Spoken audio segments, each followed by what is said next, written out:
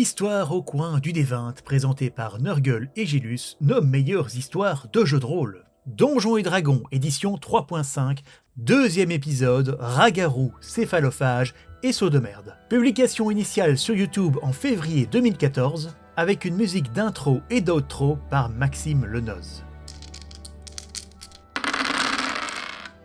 Bonjour tout le monde et bienvenue dans un nouveau Histoire au coin du D20. Oui, nouvel épisode vacances, comme on en a déjà fait un en Finlande, et on s'est dit on va refaire un ici tant qu'on est en Corse, car vous voyez derrière nous la Corse, ces voitures. Oui, bon déjà, désolé peut-être pour la qualité sonore, ça devrait aller je pense, mais c'est un ancien micro donc il capte tout. Donc là vous avez les petits oiseaux, vous avez la tronçonneuse. Ouais. C'est l'ambiance, c'est beau, c'est la nature. C'est beau, c'est la nature et ça tronçonne ferme là-bas. Et Voilà. en parlant de tronçonnage, eh bien de quoi allons-nous parler aujourd'hui mon cher Gilles? Eh bien, comme nous avons déjà fait l'épisode en Finlande, on l'avait fait sur Donjons et Dragons, la partie qu'on fait pour le moment de Donjons et Dragons, eh ben, ici autant continuer vu qu'il s'est passé beaucoup de choses depuis. Eh oui, de nombreuses choses sont arrivées, entre autres... Et tiens, on fera pas péter les bières? Si, bière, c'est vrai qu'on présente toujours. Ah oui. Donc dans chaque pays où on va, on ramène une bière locale. Et donc voilà la Pietra, une délicieuse bière bien fraîche à la châtaigne. À la châtaigne. Eh oui. C'est incroyable. Et donc mon cher Gilles, Santé. santé. Et donc, qu'est-ce qui s'est passé dans les dernières aventures? Eh bien, hélas, je dois vous apprendre une bien triste nouvelle. Ragnar le barbare n'est plus. Il a trépassé. Voilà. Parce que la dernière fois, on s'était arrêté où il y avait eu tout un combat très compliqué, où ils avaient fini par tuer des gardes alors qu'ils n'étaient pas censés. Voilà. Et ils devaient aller attaquer une secte d'hommes lézards tenus par un flagelleur mental. Et oui, un illithide. Un illithide. Illithide. Ouais.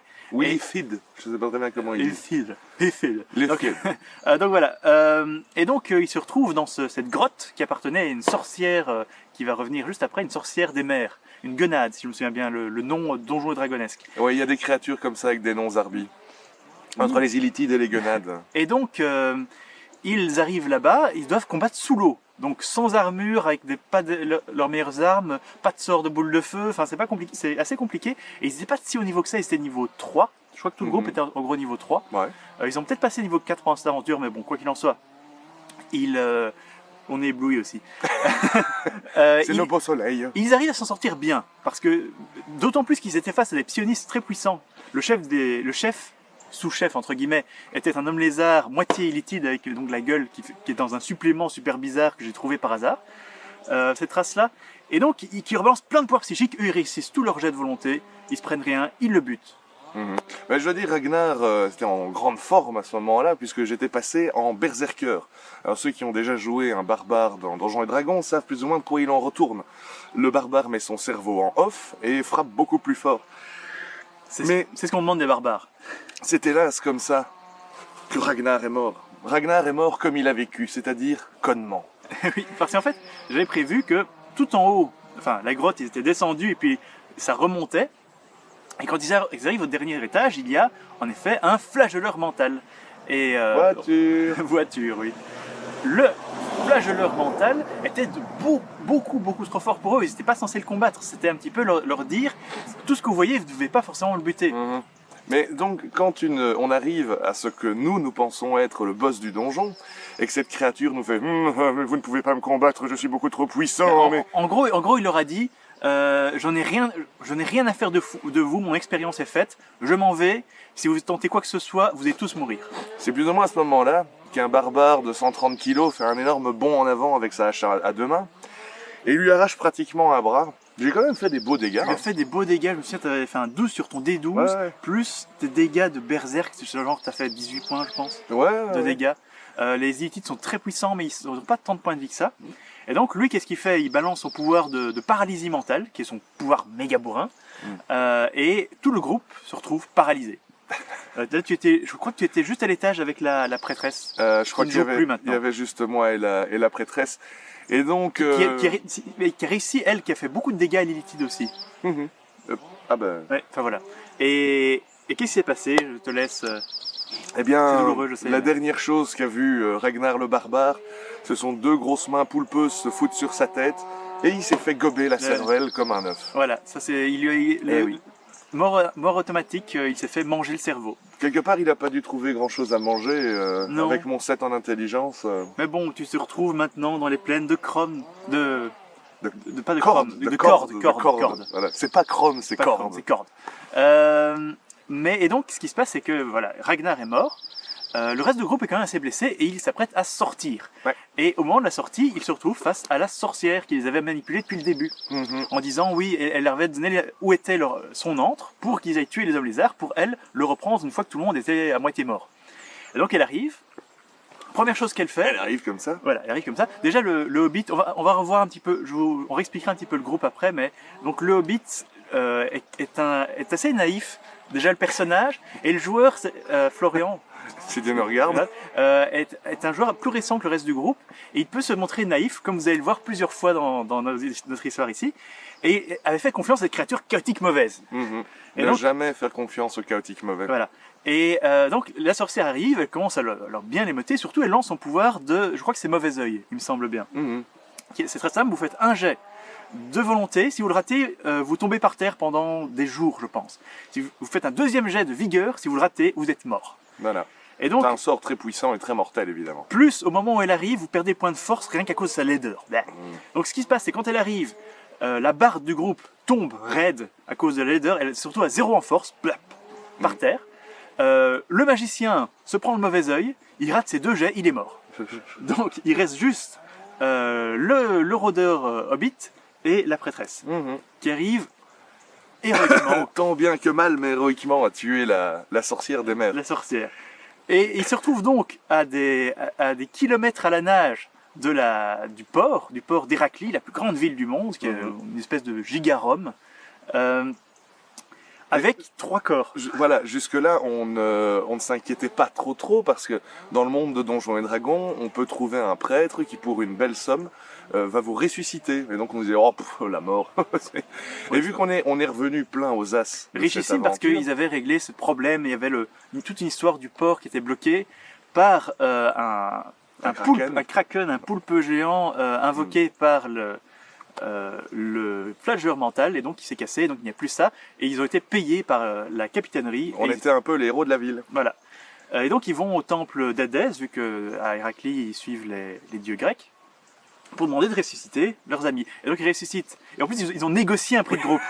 Oui, ben voilà, mais vu qu'ils préparent deux résurrections, bah, pourquoi pas nous faire un petit prix, mais ils n'ont pas voulu. Hein. S'ils ont voulu, parce que vous étiez un peu les héros de la ville, les héros du moment. Ça c'est vrai, ça c'est vrai. Ils ont un petit peu baissé les prix. Et donc, pas de problème pour faire revivre notre magicien, qui lui avait encore son corps qui était en bon état. Ben oui, il était mort de peur. Voilà. Et puis pour mon personnage Ragnar, là je vois Gilus qui regarde un peu son bouquin, qui a l'air un peu gêné. Moi je me dis, oula, il y a un problème. Et en fait oui, la résurrection normale ne marche que si le corps est en état de fonctionner. Ouais. Or il me manquait tout le haut de la tête. C'est le petit sort rappel à la vie le plus bas. Et donc pour le réciter, il aurait fallu faire appel à un beaucoup plus gros sort avec le grand prêtre d'Hadès, qui aurait fallu payer une fortune, donc il pouvait pas. C'est le sort qu'on utilise pour ressusciter l'empereur s'il se fait buter, quoi. Ouais, ou les personnages niveau 15, quoi. Voilà. Et donc Ragnar est bel et bien mort, et ils lui ont fait une statue et un bel enterrement. Oui, c'est vrai, mais ça fait plaisir en fait. Une fois que ton personnage est mort, quand tu vois les autres qui te font un beau tombeau ou un truc comme ça fait toujours plaisir. Et donc, voilà, moi ça ne me... Bon, j'étais un peu triste de perdre mon personnage, mais il fallait que je trouve quelque chose d'autre. Je vais juste résumer le groupe pour que vous fassiez une idée. Donc Ragnar est mort, il y a un magicien elfe, qui est pas très gentil. Il a une enfance malheureuse. Un hobbit ranger, un petit peu naïf, mais très fort, très bourrin. Une petite hobbit voleuse, et barde, surtout barde, mais un petit peu voleuse aussi, multiclassée. Et il y avait une prêtresse gnome, mais qui pour le moment ne joue plus avec nous. Voilà. Et donc, je voulais jouer. Déjà, il fallait que je garde un guerrier au sein du groupe, parce que sinon on n'aurait plus de guerrier du tout, et un groupe sans guerrier, c'est pas bien. Mais donc, je voulais jouer un guerrier spécial, comme je n'en avais jamais joué. Et là, en feuilletant le bouquin, je me rends compte qu'il y a des moines. Ben oui, nous on est de la vieille école, on vient de ADD2, Donjons et Dragons, 2e édition, où les moines n'existaient pas. Et donc, je me suis dit, je vais jouer un moine, une classe que j'ai jamais jouée et qui a l'air quand même assez bourrine. Mais en même temps, pour aller avec la classe un peu spéciale, il me faut une race un peu spéciale que je n'ai jamais jouée. Juste un détail, comment je fonctionne dans Donjons et Dragons, parce qu'il y a des centaines de races jouables dans Donjons et Dragons. Si vous feuilletez tous les bouquins, c'est monstrueux. Moi, ce que je fais, c'est que j'ai dit aux joueurs au début, vous faites l'une des races principales décrites dans le bouquin de base. Et au fur et à mesure que vous rencontrez des races, je vais vous dire maintenant, cette race est jouable. Et à Héraclès a rencontré ce qui s'appelle les Forgeliers. Les Forgeliers, qui sont en gros des cyborgs dans un monde médiéval fantastique. Il y a un peu de ça. Comment est-ce que tu décrirais ça? Ce sont des espèces de golems de plantes En fait, ce sont des armures vivantes, mais ils ont un corps vivant à l'intérieur fait en plantes. Voilà. C'est très bizarre. En fait, c'est vraiment histoire de faire un système de... il n'est pas vraiment un construct. Il est un être vivant, mais un petit peu construct quand même. Voilà. Et donc j'ai ma classe un peu zarbi, ma race un peu zarbi, et je commence mon personnage. Et puis Gilus me regarde un peu avec un air... Normalement, les moines ne peuvent pas avoir d'armure. Mais le forgelier, sa peau en lui-même est une armure. Est une armure. Et pour les règles, ce n'est pas une armure naturelle, c'est comme s'il portait une armure en permanence. Voilà, exactement. Et donc, finalement, moyennant un de mes dons qui a sauté, voilà, qui m'a permis de jouer ce personnage. Le don de base a sauté pour qu'il puisse faire moine tout en ayant son armure de base. Et c'est ainsi qu'est né Ganshu, le ninja cyber planteux. Je crois que j'ai rarement vu un personnage de Donjons et Dragons aussi bizarre. Ouais, et c'est là moi. Et donc voilà, que dire de plus sur Ganshu à part que je m'éclate bien avec ce personnage qui peut faire des Hadouken dans tous les sens. Ouais. Et j'ai commencé le jeu avec pas mal de pognon. Et ce que je voulais, c'était qu'il ait son petit salon de thé, comment dirais-je, itinérant, quoi. Donc je me suis acheté le cheval le plus performant du jeu et un énorme chariot derrière que j'appelle le salon de thé et qui est un endroit où on peut dormir et tout et tout. Et voilà, mon personnage a été bien accepté dans le groupe. Oui, ça s'est très bien passé, c'est rigolo. Et puis ils ont maintenant leur chariot pour transporter leur truc comme une tête de dragon parce que ils ont... On a tué un dragon. Oui, ben justement ils ont fait une aventure. J'ai pris un des bouquins, un des donjons de base que j'ai un petit peu étoffé légèrement. Je sais plus comment il s'appelait maintenant. Je m'en fous un peu. Le dragon? Non, pas le dragon. Le dragon, c'était pas. Je crois que c'était une miteuse. Ah oui, c'était un dragon noir. Une dragonne noire. Petit quand même. Mais et donc ils ont fait toute une aventure où entre autres ils ont récupéré le bagage de Discord. Parce que j'aime bien. Il y a tout le set d'objets de Minoc Cupid que j'aurais fait. C'est un système un petit peu World of Warcraft-esque où ils doivent trouver tout le set. Et il y a entre autres le bagage de Discworld. Ouais, il est bien pratique ce bagage. Ben oui, parce qu'ils mettent tout ce qu'ils trouvent, ils le mettent dedans. On n'a pas parlé du saut de merde encore. Ah non, le saut de merde. Très important le saut de merde. Oui, parce qu'en effet, ce qui s'est passé à la fin, après qu'ils aient sauvé la ville d'Héraclès, c'est que ils ont commencé à devenir des héros. Et donc la barde dit, moi je vais d'auberge en auberge pour en faire encore plus, pour en rajouter sur notre légende. Échec critique. Échec critique. Évidemment, toujours au meilleur moment. Alors non seulement elle s'est pris un saut de merde dans la figure, mais en plus leur réputation de héros a vachement décliné. Oui, la statue du pauvre Ragnar a été couverte de papier chiotte, ce genre de choses. Voilà. Donc voilà, elle a bien mérité son saut de merde. Mais bon, pour revenir au donjon, nous avons l'histoire du rat-garou. Juste avant l'histoire du rat-garou, comme je vous ai dit, notre cher Hobbit est parfois un petit peu naïf et le personnage, je précise, est puceau. Donc il cherche tout le temps des rencontres. Donc moralité, à un moment, dans le donjon, il va tout seul, il est discret, il balance il avait bu une potion d'invisibilité, il me semble, invisibilité aux morts vivants. Il était invisible aux morts vivants. Et ce qu'il a fait, c'est qu'il va dans une pièce où il trouve une jeune femme perdue qui dit « Oh mon Dieu, j'ai été capturé par un magicien, est-ce que je peux sortir enfin ?» Il lui dit « Oui, tu pouvais sortir. » Mauvaise réponse. Mauvaise réponse, c'était une succube, une démonette tentatrice qui était bloquée jusqu'à ce qu'un personnage d'alignement bon lui dise qu'elle pouvait sortir. Donc elle sort, elle lui fait un baiser langoureux et disparaît. Elle lui pompe un niveau. Et elle lui a pompé un niveau. Il est revenu tout. Ouais, non, je sais pas, je crois que j'ai libéré un fantôme de femme, et puis j'ai perdu un niveau. Voilà. Il était un peu beau. C'était que le début de son problème, parce que peu après, à un moment, ils dorment dans ce donjon. Donc je me dis, bah, monstre errant, table des monstres errants.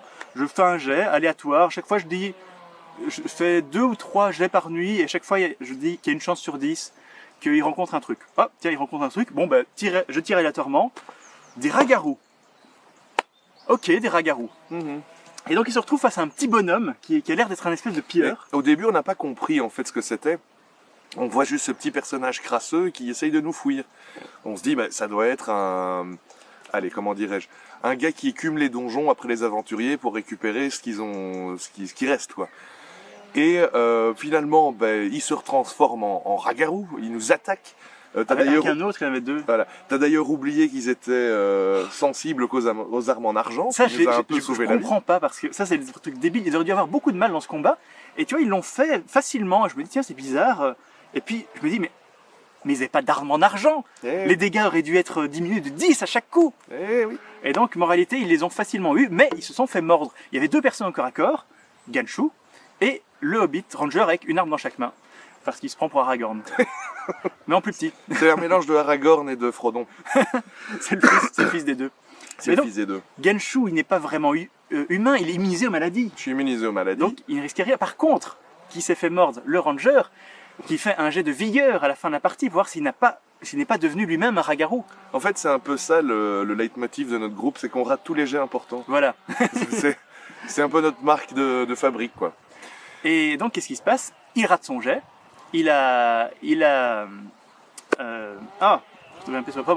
attrapé la lycanthropie. Et je le prends à côté, je lui dis, bon, maintenant tu joues tant que tu veux, mais il va se passer des choses. Et donc, la première nuit, ils savent qu'il y a un problème, ils l'attachent, il se transforme, mais il est toujours lui-même. Parce que chaque nuit, il doit faire un jet de volonté pour voir s'il perd sa personnalité. On se l'est un peu joué à la Wolf, tu vois, avec Jack Nicholson et Michel Pfeiffer. On l'a attaché au radiateur et on a fermé la porte. Ouais. Et le truc, c'est que moi, je le prenais à côté et je lui disais, maintenant tu dois jouer de telle manière, parce que son élément était passé de chaotique bon à loyal mauvais. Ouais. Et donc il doit jouer de manière différente. Et donc, comme chaque nuit il doit faire un jet pour voir s'il ne change pas d'alignement, au début ça se passe bien, et il est très bourrin. Ah oui, devenu ragarou, il est devenu très très bourrin. Et on savait pas à quoi s'en tenir, parce qu'on ne savait pas ce que le maître de jeu lui avait dit. Il prétendait qu'il était toujours lui-même, et que c'était la plus belle chose qui lui était jamais arrivée. Et qu'il se sentait super bien quand il était transformé en ragarou. Mais on se méfiait quand même un petit peu. Voilà. Mais donc, le truc c'est que son alignement change, et donc moi je lui dis, tu peux plus jouer vraiment ton personnage comme tu veux. Et je lui donne quelque chose. Par exemple, je lui dis, tu vas pas abandonner ton groupe, parce que ce sont quand même tes amis. Mais ce serait tellement merveilleux si vous étiez tous des ragarous. Et donc, il avait en tête, enfin, je lui avais donné l'idée de transformer tout le groupe. Là-dessus, sortis du donjon, ils vont à un village, la ville du coin, et il y a des gens ah oui, mais il y a ceux qui avaient jeté un seau de merde plus tôt. Oui, ah bah voilà, on retourne sur le show de merde. Exactement. Et donc, nous, vu que tout Gilus organise tout ça en aparté avec Florian, on ne se rend pas compte. Tout ce qu'on sait, c'est le lendemain, c'est que les jeteurs de seaux de merde ont été littéralement éviscérés. Voilà. Et on commence évidemment à se douter que c'est lui, mais bon, ça reste quand même notre pote, donc on va pas le trahir tout de suite. Et ça, je te l'apprends, il voulait tuer à la base le marchand nain qui n'arrêtait pas de vous arnaquer. Mais enfin... Mais lui, il était accompagné d'un gardien, pas vraiment un golem, mais un gardien mécanique vachement bourrin. D'accord. Et donc, il n'a pas pu. Mais donc, moralité, il tue ces gens, et là il commence à se méfier, il se doute un petit peu des choses. Or, ils avaient un certain nombre de problèmes à régler par un prêtre de haut niveau qui n'était pas là. Parce que toi, tu as perdu point de sagesse à cause d'un mort-vivant qui t'avait rendu fou. Ouais. En plus d'être un ragarou, il avait perdu un niveau à cause de la succube. Le Hobbit. Et donc, t'as encore été gentil avec lui, parce que normalement, changement d'alignement, tu perds encore un niveau, donc il aurait dû perdre 2 niveaux. Ce qui fait mal quand on est niveau 4-5. Il a quand même perdu. On va revenir, on va attendre la fin pour que j'explique, mais il a quand même perdu un niveau dans le tas. Ah bon, donc, moralité. Qu'est-ce que vous cherchez? Le fameux paladin. Voilà, on a entendu dire qu'il y a un paladin extrêmement puissant qui rôde dans la région, mais il est en train de faire une mission dans les bois. Donc on part avec notre chariot, notre ragarou qu'on attachait toutes les nuits, Et votre griffon? et le griffon. On avait trouvé un œuf de griffon. Alors évidemment, les aventuriers trouvent un œuf de griffon. C'est la fête, on va le couver et on va avoir notre propre griffon. Le problème, c'est que on n'a aucune connaissance de ces créatures magiques. On n'a pas beaucoup de points en dressage. Et en fait, le seul qui avait des points de dressage, c'est évidemment le rôdeur, qui a très peu en dressage. Ouais. Ce n'est pas grave. Il a très peu en dressage, le rôdeur. D'ailleurs, il a un faucon qui est complètement nul parce qu'il rate tous ses jets de dressage. Bah oui. Et donc je lui ai dit, ben voilà, pour arriver à nourrir cette créature correctement, eh ben fais-moi un jet de dressage. Raté, raté, raté.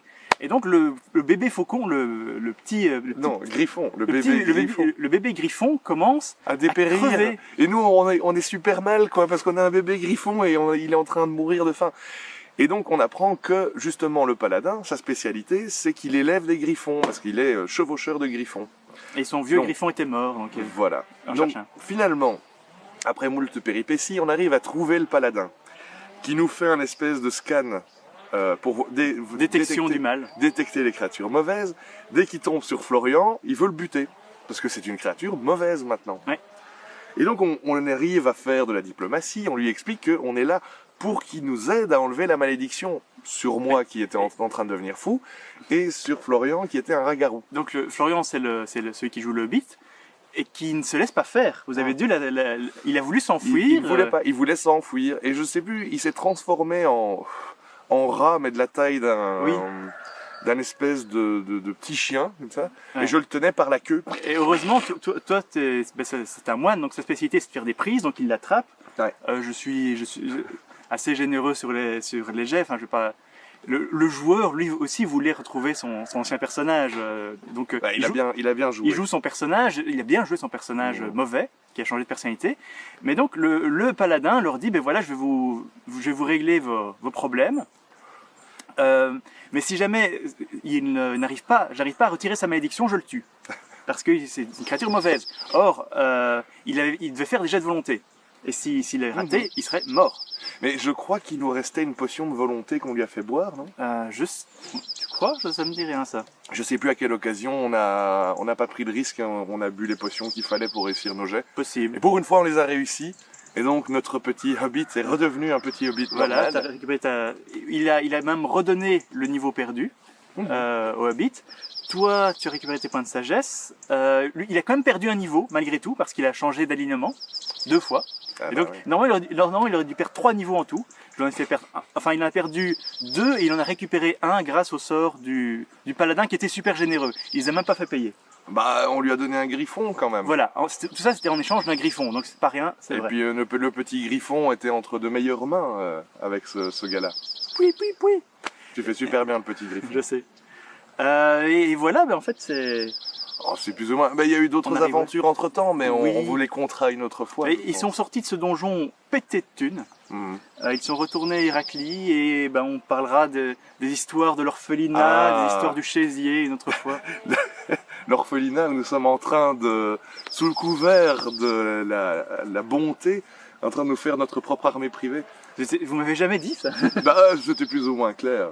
Hein. Enfin bon, quoi qu'il en soit. Voilà, on en parlera une prochaine fois. Oui, il y a même des histoires de Minotaure momie. Ah, le Minotaure mamie. Enfin bon, quoi qu'il en soit, ben, c'est tout pour cette aventure-ci. Mhm. Je crois qu'on a fait un beau petit tour. Prochainement, on va refaire des histoires au coin des 20, il y a pas mal de choses. Et même, je prépare un nouveau jeu de rôle. À mon avis, on pourra en parler. Mhm. Une histoire avec qui fait tin tin tin tin tin tin tin tin tin. Je vais jouer un Jar Jar Binks site. Un Je te le dis. Gungan Seed. Un Gungan site. Mais ça tue et toi. Et peut-on jouer un E.T. parce qu'ils sont dans Star Wars les E.T. Intéressant. Mais Non, tout ça est un autre débat. C'est un autre Et débat. on vous en parlera la prochaine fois. À la prochaine. Bye bye bye bye. Histoire au coin du D20 est une émission Zone Geek. Pour en savoir plus, n'hésitez pas à trouver nos divers réseaux sociaux dans la description.